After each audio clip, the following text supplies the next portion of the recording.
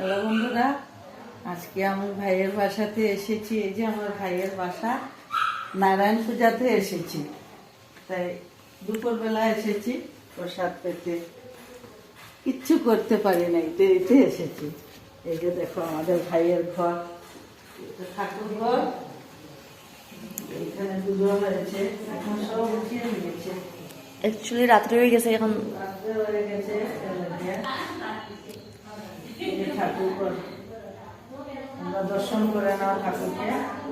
তোমার ভাইয়ের ঘর, আমার ভাইয়ের মেয়ে ক্যামেরা করছে।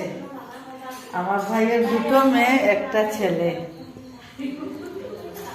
ওকে না না, তোর মা তো একটু ঢাইলি তারা সব এসে বসেছে। পরে তুমি কই লিও বুঝলি আমার আবার চা বানাই কোকো কই কোকো হ্যালো ভাই হ্যালো ভাই ওকে টাটা। বাই